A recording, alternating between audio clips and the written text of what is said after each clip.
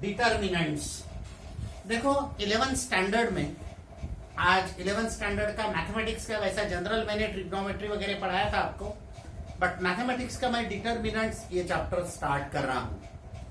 होता क्या है कि चैप्टर 11th के मैं सीरियली नहीं स्टार्ट करूंगा 1 2 3 लाइक दैट। मैं जो इंपॉर्टेंट है 12th पॉइंट ऑफ व्यू वो चैप्टर स्टार्ट करूंगा, वो फिर नंबर कुछ भी रहे, लेकिन एक दूसरे समान जो चैप्टर्स है, जैसा डिटर्मिनेंट उसके बाद में मैं ट्राइसेस लूंगा, फिर ट्रिग्नोमेट्री के लगातार सीरीज चलाऊंगा, क्योंकि ट्रिग्नोमेट्री के 2-3 चैप्टर्स है आपको। तो इस प्रकार से मैं आपको इंपॉर्टेंट और 11th के 12th में फिर एंट्रेंस पॉइंट ऑफ व्यू जो इंपॉर्टेंट चैप्टर्स है वो लेंगे। तो मैं पहला चैप्टर डिटर्मिनेंट स्टार्ट करता हूं, क्योंकि जिसका बेस थोड़ा सा आपको मालूम है। सेकंड ऑर्डर डिटर्मिनेंट आप लोगों ने सॉल्व किया है, जो स्टेट बोर्ड वाले है।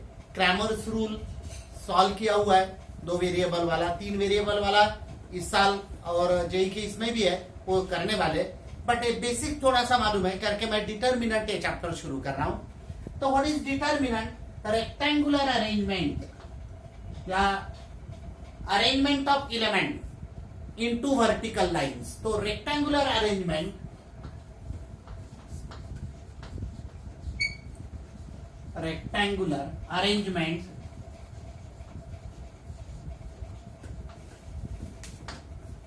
of elements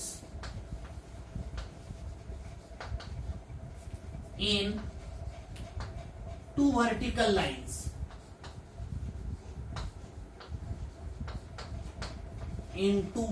lines is called determinant।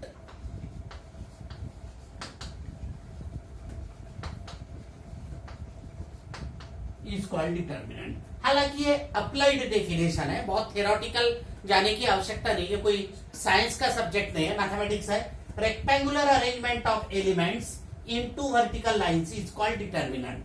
अब डिटर्मिनेंट 2 ऑर्डर के होते हैं, second order determinant, third order determinant. और वो कैसा सॉल्व करने का जो सिलेबस का स्कोप है, और आपको 11th में 12th में in the sense entrance point of view बोल रहा हूं मैं, क्योंकि 12th स्टैंडर्ड में आपको स्टेट बोर्ड में डिटर्मिनेंट नहीं, हाँ मैट्राइसेस दोनों में भी है, 11th में भी है और 12th में भी है, तो इसके बाद वो चैप्टर लेने वाला हूं मैं। तो rectangular arrangement of elements in 2 vertical lines is called determinant. अब 2 होते हैं डिटर्मिनेंट में, और मैट्राइसेस में क्या चेंज है मैं आगे बताऊंगा। डिटर्मिनेंट में नंबर ऑफ रोज और नंबर ऑफ कॉलम्स सेम होते हैं। अब होता ऐसा है कि सेकंड ऑर्डर डिटर्मिनेंट और थर्ड ऑर्डर डिटर्मिनेंट, आपको बता रहा हूं मैं, ये सेकंड ऑर्डर डिटर्मिनेंट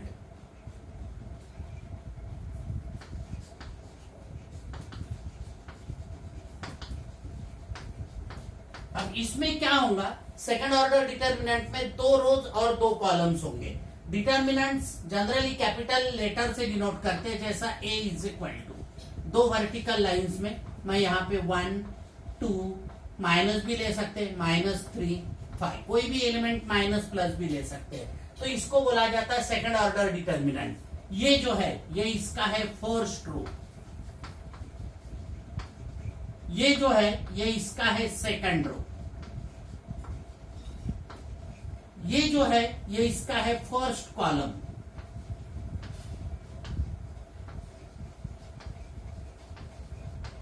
और ये जो है यह है इसका second column.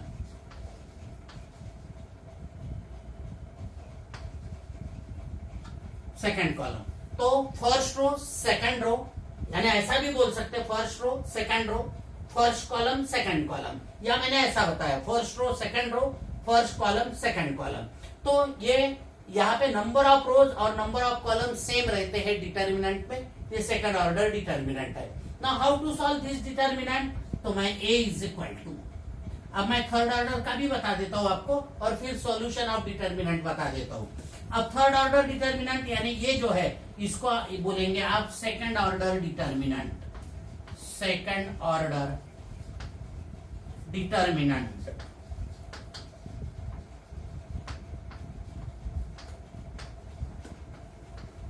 Second order determinant अब मैं ले रहा हूं third order determinant. Third order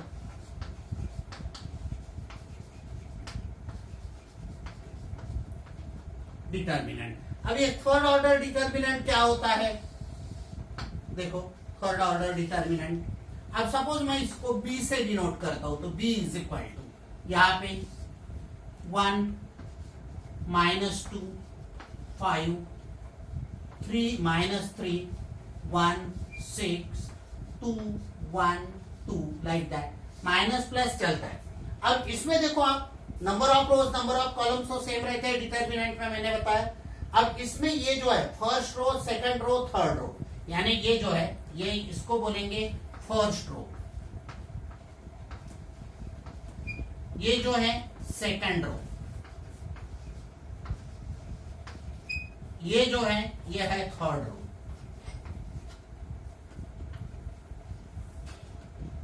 third row वैसा ही यहां पे ये कॉलम हो गया, first column, second column, third column. अब मैं यहां लिख नहीं रहा हूं, यहां मैंने बता दिया फर्स्ट कॉलम सेकंड कॉलम, वैसा ही यहाँ पे first column second column third column. तो ये सेकंड ऑर्डर और ये जो है ये third order, third order determinant.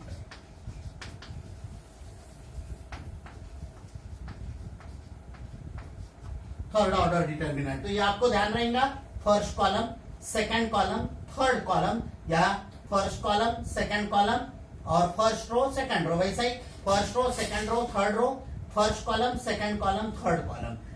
तो ये थर्ड यानी थर्ड ऑर्डर डिटर्मिनेंट, ये second order determinant. Now how to solve determinant, तो मैं इसके आगे बताने वाला हूं। अब जनरल नोटेशन में एलिमेंट कैसे डिनोट करते बताता हूं आपको। जैसा ये एलिमेंट डिटर्मिनेंट है एक, तो फर्स्ट रो और फर्स्ट कॉलम का डिटर्मिनेंट जो होता है, यानी जनरल एलिमेंट जो डिनोट करते हैं ए आई जे। अब ये आई जे का मतलब क्या होता है? आइथ रो और जेथ कॉलम, यानी ए आई जे मतलब एलिमेंट ऑफ आइथ रो। ये मैं प्रॉब्लम से क्वेश्चन से समझा देता हूं। And jth column. अब फॉर एग्जाम्पल यहां पे मैं A11 A12 यानी A यहां पे 21 और यहां पे A22, दो वर्टिकल लाइन के बीच में। अब A11 मतलब ऐसा हो गया element of first row and first column, ith row and jth column, यानी element of first row first column, element of first row second column, element of first row first column. ये देखो first row first column, element of first row second column, element of second row first column, पहले row पढ़ने का, और element of second row second column. देखो second row second column, यानी इसको मैं जैसा एखादा ये लिखता हूं A इज इक्वल टू, यहां पे मैंने ये लिखा -5 2 3 -6। तो यहां पे मैं A11 क्या बोलूंगा? What is A11? तो A11 इज इक्वल टू, ये एलिमेंट हो गया -5, ये आगे काम पड़ेगा, ये आप लोग पढ़े नहीं होंगे लोअर क्लासेस में। उसके बाद वैसा ही A12 element of first row and second column, क्या हो गया? ये 2।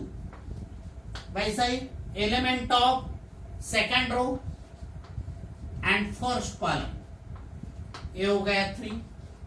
और वैसे ही यहां पे element of second row and second column, ये हो गया -6।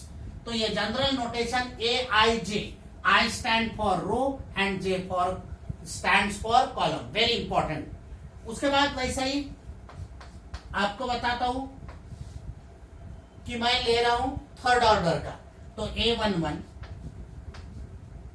A12 A13। What is the meaning of this? Element of first row first column, element of first row second column, element of first row third column। उसके बाद A21 A22, after that A23, उसके बाद A31, A32 और A33। इसको पढ़ेंगे कैसा, आई और जे के भाषा में। Element of first row first column, first row second column, first row third column. Element of second row first column, second row second column, second row third column. Element of first third row first column, third row second column, third row third column. यानी बोलने का मतलब ऐसा कि ये पूरे, इसको I stand for रो और जे स्टैंड फॉर कॉलम, यहाँ पे मैंने बता दिया। नाउ जनरल मैं कहता इसको ऐसा लिखता हूं जैसा for example A is equal to, यहाँ पे लिखा मैंने -5 2 3 1 5 2, उसके बाद 6 -1 और यहाँ पे -7। तो आपको इक्वेट करना है, तो नेचुरली A11 की वैल्यू क्या हो गई, therefore what is A11, A11 यानी -5। उसके बाद A12, ये बहुत आगे इंपॉर्टेंट आने वाला है नोटेशन, A12 की वैल्यू 2। उसके बाद A13, इसकी वैल्यू हो गई 3। देखो आप सीधा सीधा इक्वेट कर रहे हैं अपन। उसके बाद A21, ये एलिमेंट जो है ये है 1। आफ्टर दैट A22, ये एलिमेंट हो गया 5।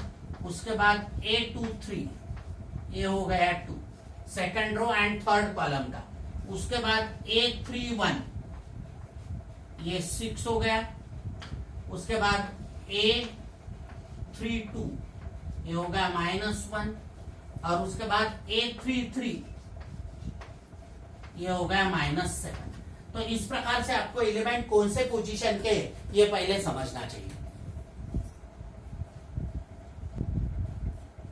Now how to simplify determinant, determinant को कैसा सिंप्लीफाई करना है, हाउ टू सिंप्लीफाई डिटर्मिनेंट।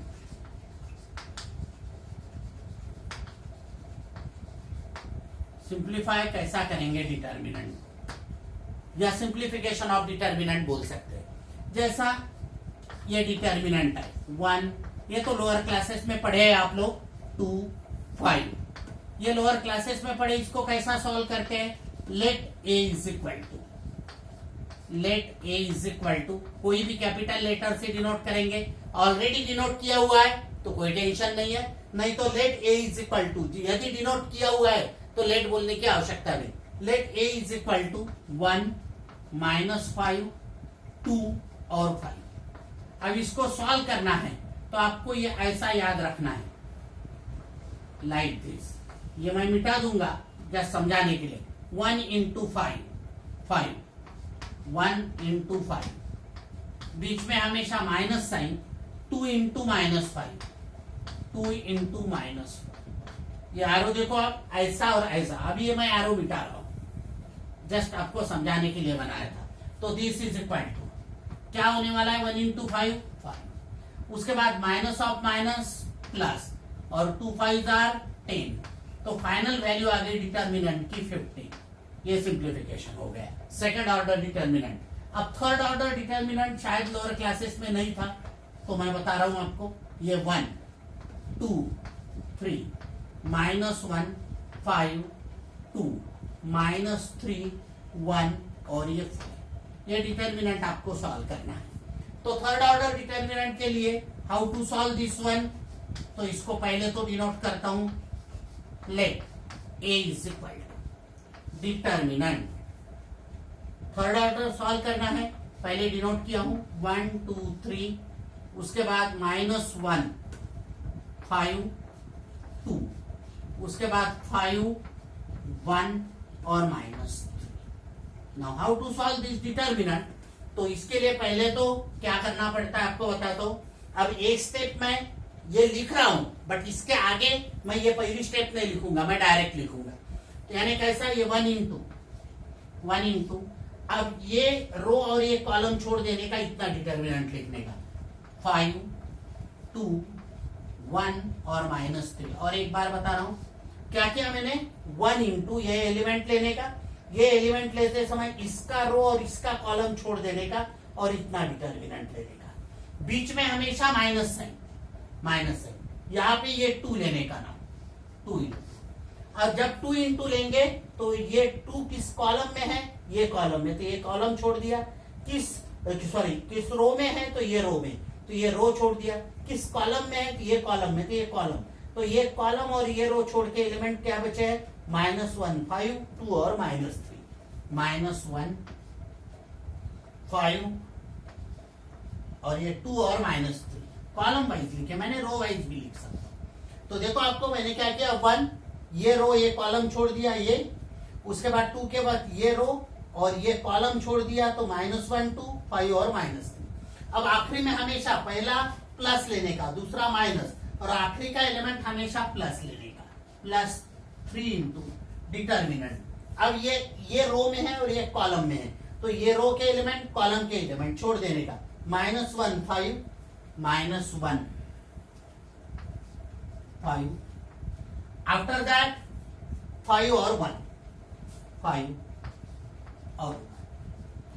अब इसको सॉल्व करने का, तो आगे इसके आगे मैं जब आपको बताऊंगा तो ये स्टेप में लिखूंगा नहीं, आपको पहले डिटर्मिनेंट सिंप्लीफिकेशन में लिखा मैंने 1, फिर बॉक्स ब्रैकेट, देखो 5 इंटू -3 -15, बीच में साइन माइनस रखने का बोला मैंने, 1 इंटू 2 2, ये देखो ये हो गया डिटर्मिनेंट सिंप्लीफाई, -15 -2, बीच में -2 इंटू।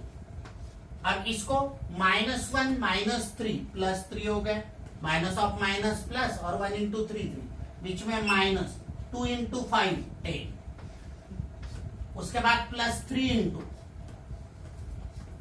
-1 इंटू 1 -1, फिर -5 इंटू 5 25। अब इसको आगे सॉल्व करना है, तो how to solve this one, तो देखते हैं। This is equal to 1 into -15 -2 -17, आपको मालूम है, -2 इंटू 3 -10 -7, +3 इंटू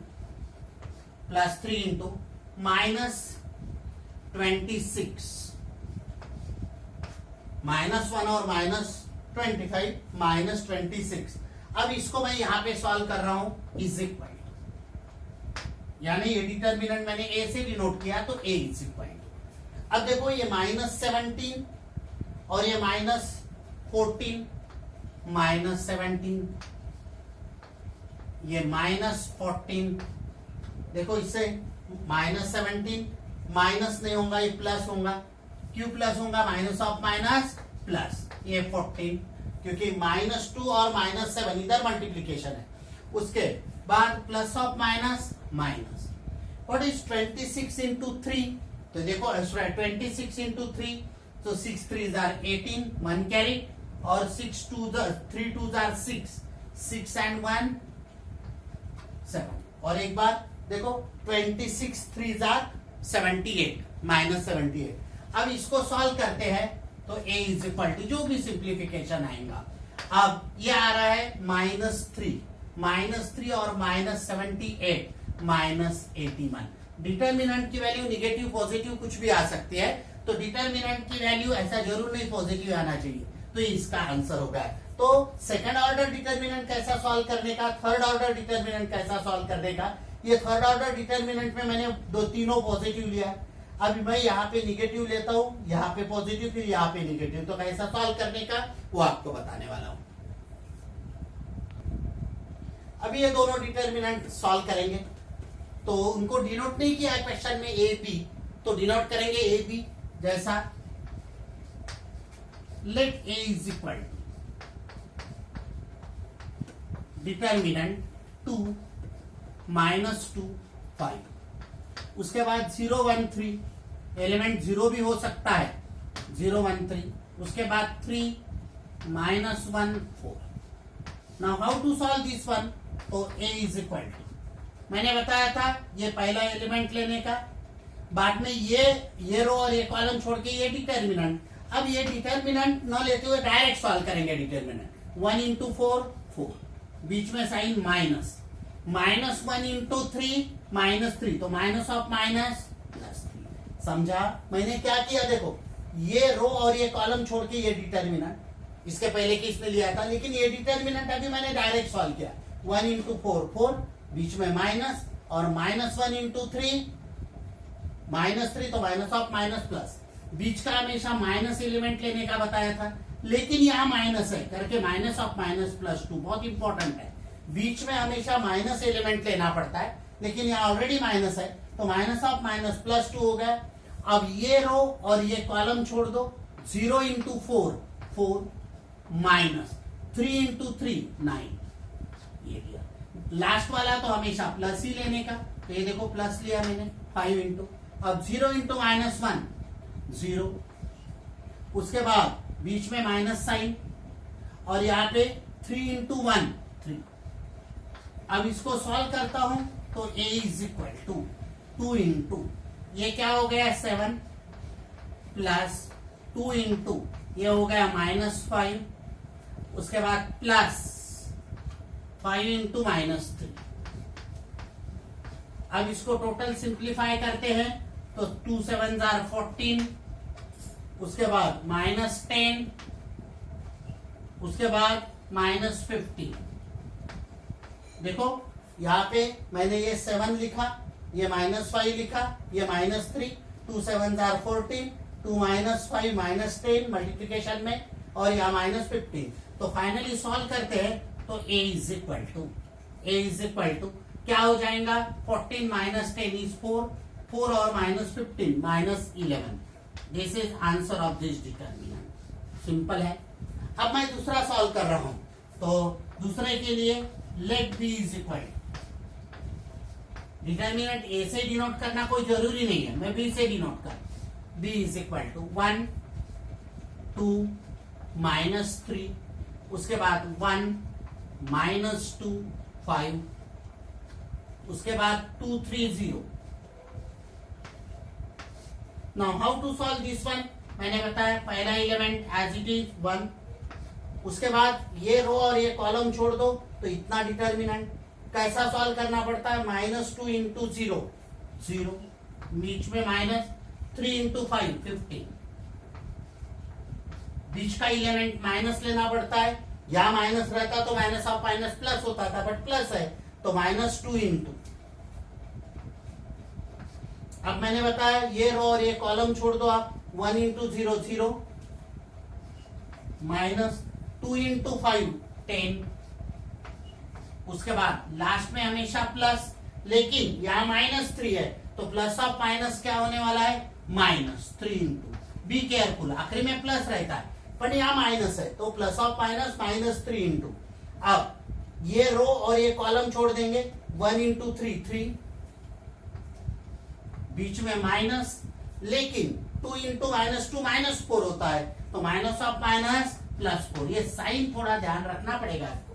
तो सो दैट इसको सॉल्व करते समय 1 इंटू 0 -15 इज फाइन, -15 ही होगा, -2 इंटू देखो -10, आफ्टर दैट -3 इंटू और ये हो गया 7।